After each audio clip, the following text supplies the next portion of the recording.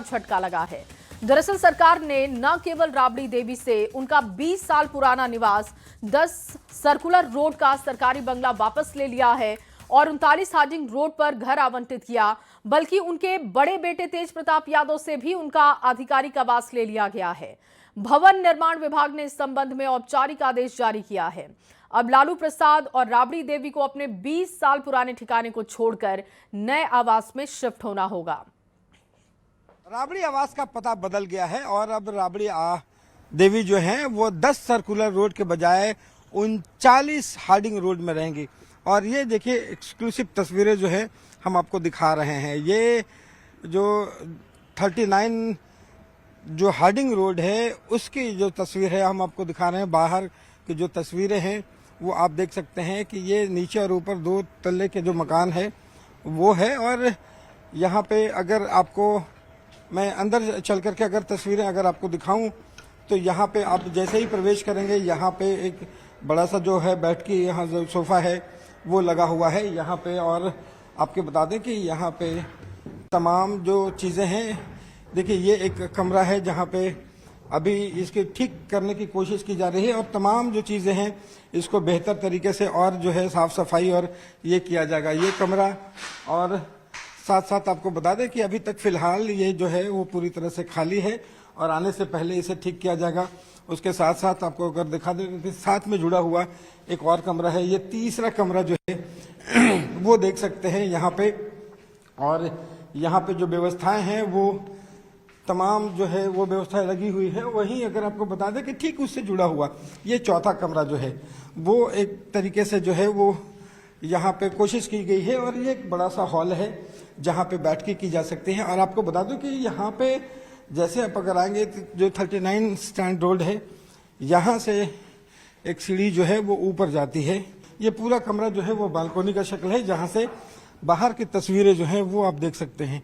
और ये ज़रा देखिए तस्वीरें, ये सामने में एक बड़ा जो गार्डन है। सरकार ने जो बड़े फैसले लिए हैं उसके बाद जो है वो वहाँ से अब हटना पड़ेगा लालू परिवार को। और ये 39 जो हार्डिंग रोड है वो अब नया पता जो है वो हो गया है। तो आपको बता दें कि यहाँ पे ये जो आलीशान घर है इसमें कमरे जो हैं वो लगभग आपको बता दें कि 4 से 5 कमरे नीचे हैं, 4 से 5 कमरे ऊपर हैं, बालकोनी है। तमाम जो कमरे हैं वो काफ़ी बेहतर तरीके से बनाए गए हैं, लेकिन आने वाले दिनों में इसे और ठीक करने की कोशिश की जा रही है। और तमाम जो है कुछ दिनों में जब वहाँ से राबड़ी आवास से जब सामान खाली होगा तो फिर यहाँ पे वो जो है बदल करके यहाँ पे आएंगी और अगले दिनों से आरजेडी की तमाम जो गतिविधियां हैं इस 9 स्टैंड रोड से चलेगी। कैमरा पर्सन दीपक के साथ रवि एस नारायण, न्यूज़ 18 पटना। और देखिए 20 सालों के बाद राबड़ी देवी और उनके परिवार को आवास खाली करना होगा और 10 सर्कुलर आवास खाली करके अब उनको नई जगह पर शिफ्ट होना होगा। लेकिन 10 सर्कुलर आवास खाली करने पर नोटिस जारी पर राजनीतिक बयानबाजी भी तेज हो गई है। लगातार प्रतिक्रियाएं आ रही हैं, आपको सुनवाते हैं। चीजें हैं, अब उनके विधायक कम जीते हैं तो उसके साथ वो तो प्रक्रिया है, कल किसी को भी हो सकता है। और जितने आपके अलॉटेड विधायक उतने लोगों को उतना मकान अलॉट होता है। अब उसके दृष्टि से आपको हर विधायक को ये 5 साल बाद जब चुनाव होता है तो ये समझना चाहिए। अब उन लोग का था कि राजतंत्र बना रहेगा। अब देखिए ये भावनात्मक टिप्पणियां वो करना चाहे उन्हें कोई नहीं रोक सकता है, लेकिन जनता के दिलों में तो आरजेडी पहले ही खत्म हो चुकी है।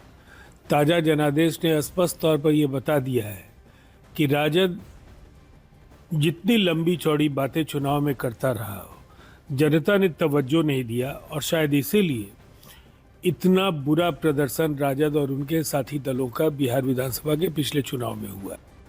और देखिए 10 सर्कुलर आवास खाली करने के नोटिस पर लालू प्रसाद की बड़ी बेटी रोहिणी आचार्य ने नाराजगी जाहिर की है और नीतीश सरकार पर निशाना साधा है। उन्होंने सोशल मीडिया पर पोस्ट लिखा, सुशासन बाबू का विकास मॉडल, करोड़ों लोगों के मसीहा लालू प्रसाद यादव का अपमान करना इनकी पहली प्राथमिकता। घर से तो निकाल देंगे, बिहार की जनता के दिल से कैसे निकालिएगा। सेहत नहीं तो कम से कम लालू जी के राजनीतिक कद का तो सम्मान करते। रोहिणी आचार्य का ये पोस्ट सामने आया है जिसमें उन्होंने नाराजगी जाहिर की है और उन्होंने लिखा कि कम से कम आप उनके राजनीतिक कद का लिहाज तो करते, उसका सम्मान करते। और राबड़ी देवी के आवास का पता बदलने के फैसले पर आरजेडी के वरिष्ठ नेता अब्दुल बारी सिद्दीकी ने सवाल खड़े किए। उन्होंने नीतीश सरकार से सवाल पूछा, आखिर आज ऐसी क्या नौबत आ गई जो आप ये फैसला ले रहे हैं? ये तो पूछना चाहिए उनसे जिन्होंने इस आवास को खाली करने का और इसकी जगह पे दूसरा मकान दिया है। तो ये तो उनसे पूछना चाहिए कि साहब औचित्य क्या है। 20 साल से जब उस मकान में हैं और वो भी पूर्व मुख्यमंत्री हैं, नेता विरोधी दल हैं, तो क्या मतलब कारण हुआ, ये हम लोग भी जानना चाहेंगे और बिहार की जनता भी जानना चाहेगी। तो जहां राबड़ी आवास को लेकर सियासत तेज है, वहीं डिप्टी सीएम विजय कुमार सिन्हा का भी बयान आ चुका है। कहा कि विभाग का मामला है, जो भी सरकार आती है आवास बदलने का और आवास आवंटित करने का काम करती है। ये एक प्रक्रिया होती है और प्रक्रिया के तहत ही ये सब कुछ हो रहा है। जिस विभाग के तहत का मामला है, सरकार नियम के अनुसार हर बार नई सरकार आती है तो आवास बदलने का और आवास आवंटन का प्रक्रिया होता है भवन निर्माण विभाग का, उसके तहत हो रहा है। और राबड़ी आवास खाली करने पर जेडीयू प्रवक्ता नीरज कुमार ने भी तंज कसते हुए कहा कि ये लालू जी का माया है। उन्होंने मोह माया से अपने आप को बांध रखा है, लेकिन उनको इससे ऊपर उठना चाहिए। सब माया है लालू जी। उम्र के चौथे पड़ाव पर माया के चक्र में क्यों पड़ गए? परिवार का माया वो आपको न्यायपालिका पहुंचा दिया। संपत्ति की माया न्यायपालिका में आपको खड़ा करवा दिया। जेल की यातना झेलना पड़ा। अब आपको सरकारी बंगले का माया या जीवन के चौथे पड़ाव पर जो भी आपको सलाह दे रहा है वह गलत दे रहा है। मोह माया इन चीजों से ऊपर उठिए। और देखिए, इस पर बीजेपी प्रवक्ता नीरज कुमार का भी बयान सामने आ चुका है। उन्होंने कहा कि खाली करते समय बंगला और सरकारी संपत्ति का कोई नुकसान ना हो, इसका ख्याल रखना होगा, क्योंकि पिछले बार 5 देश रत्न मार्ग से खाली करते समय टोटी चुरा ली गई थी। जो आवास अलॉट था काफी लंबे समय से, वो सरकारी आदेश खाली करने का हुआ है तो उन्हें खाली कर देना चाहिए बड़े आराम से। और मैं बड़ा आग्रह करूंगा, क्योंकि आपके परिवार का ट्रैक रिकॉर्ड इस मामले में बड़ा खराब रहा है। जब 10 सर्कुलर रोड को आप खाली करेंगे तो किसी भी सरकारी संपत्ति की वहां से चोरी नहीं करेंगे, किसी का आप वहां नुकसान, सरकारी संपत्ति का नुकसान नहीं पहुंचाएंगे। हम लोगों की बड़ी पैनी निगाह रहेगी, इस पर ध्यान रखिएगा। इसलिए कभी भूल की गलती इस बार नहीं करिएगा। जैसे आप लोगों ने जो डिप्टी सीएम के लिए जो बंगला अलॉट था 5 देश रत्न मार्ग, वहां से निकलते वक्त आप लोगों ने टोटी तक चुरा लिया था, वो काम यहाँ नहीं करिएगा। और वहीं बीजेपी के राष्ट्रीय प्रवक्ता सैयद शहनवाज हुसैन ने 10 सर्कुलर रोड को लेकर कहा कि नेता प्रतिपक्ष को नया सरकारी आवास दिया जा रहा है जिसके लिए वो एलिजिबल है। नया आवास बेहतर है, ये सरकार की नीति के तहत विपक्षी नेता को दिया जा रहा है। खाली कहाँ कराया जा रहा है और अच्छा मकान दिया जा रहा है। सरकारी आवास के लिए वो एलिजिबल हैं और उनको सरकारी आवास दिया जा रहा है। नहीं, नया आवास तो अच्छा होता है, नया आवास दिया जा रहा है। ऐसा नहीं है कि कहा जा रहा है कि आप सरकारी आवास छोड़कर कोई प्राइवेट जगह जाएं। तो सरकार की नीति होती है, वो आवास देती है विपक्ष के नेता के लिए, जो एक सीएम के नाते नहीं बल्कि विपक्ष के नेता के नाते जो आवास, जैसे 1 पोलो रोड जो है वो विपक्ष के नेता तेजस्वी यादव के नाम अलॉट है। तब भी ये तर्क दिया गया था जब वो उप मुख्यमंत्री आवास में थे। और वहीं उद्योग मंत्री दिलीप जायसवाल ने राबड़ी देवी के 20 साल के बाद 10 सर्कुलर रोड आवास खाली करने पर बयान दिया। उन्होंने कहा कि सरकार कानून के तहत काम कर रही है, सरकारी भवन स्थायी नहीं होते और इसीलिए लोगों को मोह माया में नहीं आना चाहिए। सरकार कानून का राज अपना काम कर रही है और जो भी काम होता है, जो भी आदेश निकलता है, भवन निर्माण विभाग ने निकाला होगा और सारे काम कानून के अनुसार, नियम के अनुसार होते हैं। और सत्ता तो आता जाता है, जनता मालिक होती है, तो कोई भी सरकारी भवन हम लोग का परमानेंट तो है नहीं। इसलिए सरकारी भवन से वैसे भी मोह माया नहीं रखना चाहिए। ये तो जनता के मैंडेट पर और जो सरकार के नियम हैं उनके अनुसार पत्र निकलते हैं। और वहीं 10 सर्कुलर रोड राबड़ी आवास के साथ ही 26M स्ट्रैंड रोड जो कि तेज प्रताप यादव का आवास था, वो भी खाली करने का आदेश मिल चुका है। इस आवास को अनुसूचित जाति जनजाति कल्याण मंत्री लखेंद्र कुमार को अलॉट कर दिया गया है और ऐसे में अब तेज प्रताप यादव को जल्द से जल्द अपना बंगला खाली करना होगा। पटना से ये बड़ी खबर आपको दे रहे हैं। 26M स्ट्रैंड रोड का बंगला खाली करना होगा तेज प्रताप यादव को, क्योंकि उनको इसके लिए नोटिस दिया जा चुका है। यहां पर मंत्री का आवास होगा। आपको बता दें कि अनुसूचित जाति जनजाति कल्याण मंत्री लखेंद्र कुमार को यह बंगला अलॉट किया जा चुका है। भवन निर्माण विभाग ने नए मंत्रियों के आवास जो है वो अलॉट कर दिए हैं और तमाम जो पुराने चेहरे हैं उनको खाली करने का जो सिलसिला है वो शुरू है। आपको बता दें कि एक तरफ 10 सर्कुलर रोड जहां पे राबड़ी देवी का आवास 2 दशक से था वो अब खाली होगा। वहीं साथ में जो तेज प्रताप यादव जो 26M स्टैंड रोड में रहा करते थे वो भी खाली करने का आदेश है। और आपको बता दें कि ये 26M स्टैंड रोड की तस्वीर जरा देखिए। यहाँ पे आपको बोर्ड लगा मिलेगा तेज प्रताप यादव और पूर्व मंत्री बिहार सरकार। तो यहाँ पे तेज प्रताप यादव रहते थे, लेकिन अब ये अनुसूचित जाति और जनजाति जो कल्याण मंत्री हैं लखींद्र कुमार, उनके नाम से ये अलॉट हो चुका है और यहाँ से तेज प्रताप को भी अब खाली करना है।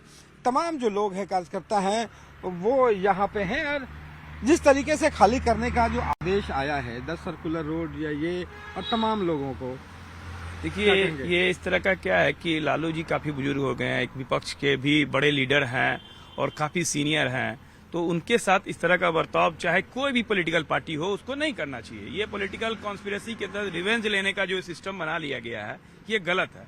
ऐसे भी जो श्रीमती राबड़ी देवी जी जो है विपक्ष की नेता है वो विधान परिषद में, तो ऐसे भी उनको एक क्वार्टर अलॉटेड होना चाहिए। और दूसरा क्या है कि पूर्व मुख्यमंत्री को भी मिलता है एक आवास मिलता है, उसके तहत एक आवास उनको अलॉटेड किया जाना चाहिए था। उसके तहत एक पॉलिटिकल रिवेंज नहीं लेना चाहिए, खाली कराना।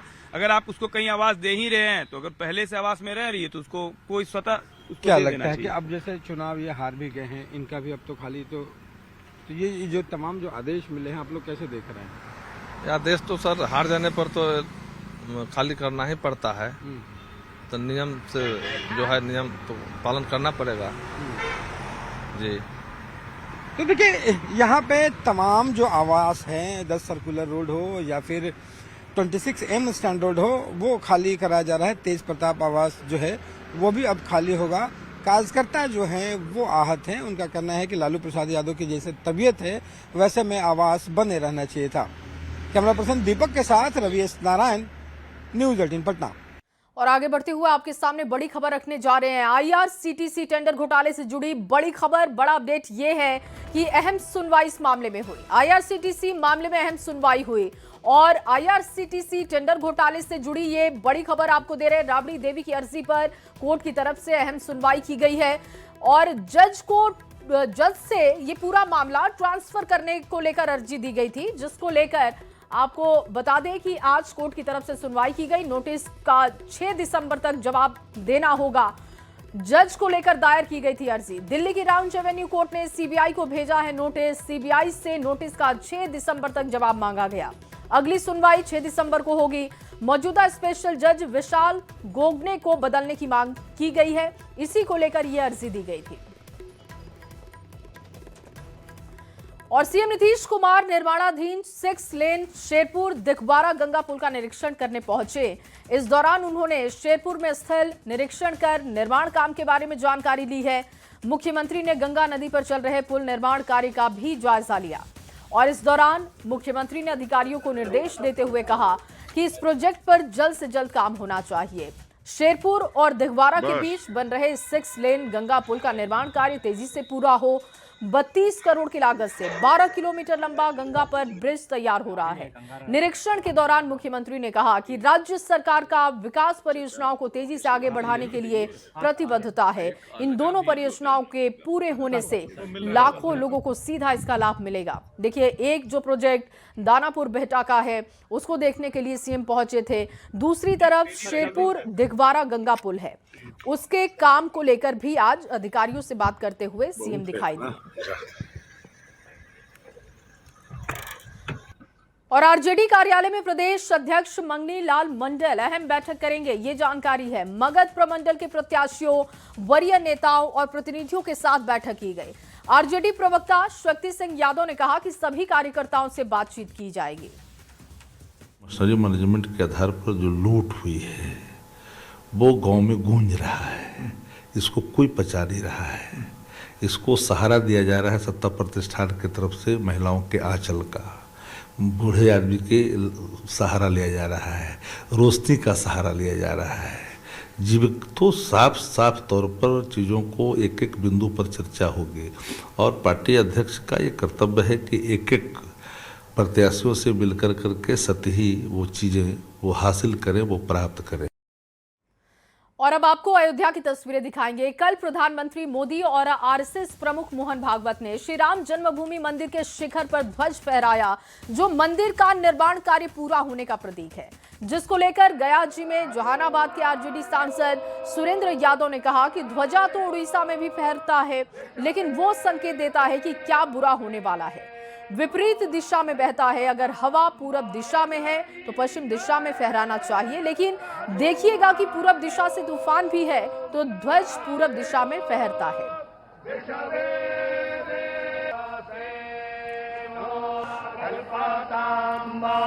और वहीं राम जन्मभूमि मंदिर के शिखर पर ध्वज फहराने को लेकर आरजेडी सांसद सुरेंद्र यादव के बयान पर बीजेपी और जेडीयू ने पलटवार किया और कहा कि ये बयान उनके कुंठित मानसिकता को दर्शाता है। वहीं कांग्रेस ने बयान का बचाव किया है। धर्म आस्था का विषय है। संविधान ने हर किसी को यह छूट दी है कि कोई भी व्यक्ति हमारे देश में किसी भी धर्म में आस्था रखकर अपना काम कर सकता है, लेकिन राजद के लोगों ने हमेशा धार्मिक भावनाओं को ठेस पहुंचाने के लिए विवादास्पद बयान दिए हैं।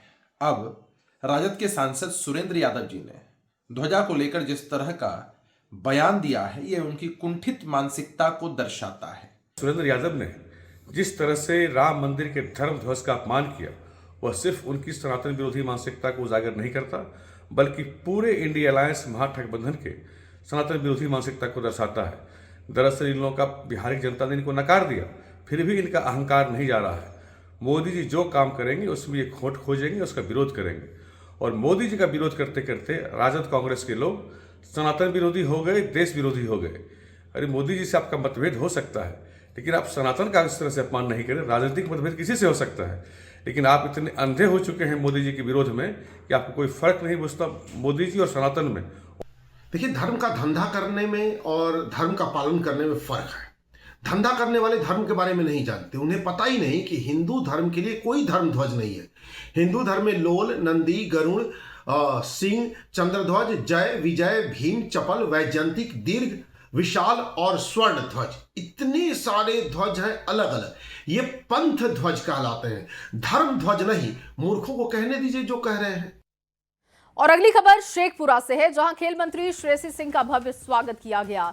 तीन मुहानी चौक पर बीजेपी कार्यकर्ताओं ने अंग वस्त्र देकर उन्हें सम्मानित किया। खेल मंत्री श्रेयसी सिंह ने कहा कि बिहार की प्रतिभा को अंतर्राष्ट्रीय लेवल पर पहुंचाना उनकी प्राथमिकता होगी। इतनी बड़ी जिम्मेदारी मुझे इस कम उम्र में सौंपी गई है, लेकिन निश्चित रूप से अपने जो सूझबूझ है, समझ है, क्योंकि हम खेल के क्षेत्र से आते भी हैं। 18 साल का हमारा एक खिलाड़ी के रूप में करियर रहा है, तो क्षेत्र की पूरी जानकारी है और निश्चित रूप से अच्छा काम करके युवाओं के लिए और महिलाओं के लिए पूरी लगन के साथ खेल के विभाग में काम करके दिखाएंगे। सिर्फ खेल ही नहीं बल्कि आईटी के क्षेत्र में भी बिहार को आगे लेकर बढ़ना है। और अगली खबर पटना से, जहां पटना जू में एक आदमखोर बाघ लाया गया है, जिसका नाम है बादशाह। ये आदमखोर बाघ लोगों को देखते ही आक्रामक हो जाता है और यही वजह है कि इसे अभी विशेष निगरानी और एक्सपर्ट की निगरानी में रखा गया है। जैसे ही ये बाघ का व्यवहार थोड़ा नरम होगा, आम पर्यटकों को इसे दिखाया जाएगा। एक नया बादशाह आया है। बादशाह एक बाघ है जो आदमखोर है, जो आदमियों को देखकर आक्रामक हो जाता है। यही वजह है कि फिलहाल उसे पटना जू के बाघ वाले पिंजरे में तो नहीं रखा गया है, क्योंकि जैसे ही वो आदमी को देखता है वो आक्रामक हो जाता है। और पटना जू में छोटे छोटे बच्चे और कई पर्यटक हर दिन यहाँ आते हैं। ऐसे में जो बादशाह पटना जू में लाया गया है उसका जो व्यवहार है काफी आक्रामक है। किसी भी व्यक्ति के सामने आते ही तुरंत आक्रामक हो जाता है, इसलिए आम दर्शकों के सामने उसे फिलहाल नहीं लाया जा रहा। वाल्मीकि नगर टाइगर रिजर्व से 13 सितंबर को पकड़े गए आदमखोर बाघ को फिलहाल पटना जू में विशेष निगरानी में रखा गया है। कई लोगों पर हमला कर उसकी जान लेने वाले इस बाघ को पकड़कर पटना लाया गया और पहुंचने के बाद जू प्रशासन ने इसका नाम बादशाह रखा था। बादशाह की उम्र 6 से 8 साल के बीच है। इसे अभी जू के नर्सरी क्षेत्र में रखा गया है। बाघ का व्यवहार अब काफी आक्रामक है। किसी व्यक्ति के सामने आते ही तुरंत वो आक्रमण कर देता है, इसलिए इसे आम दर्शकों के लिए अभी सामने नहीं लाया जा रहा। और फिलहाल इस बुलेटिन में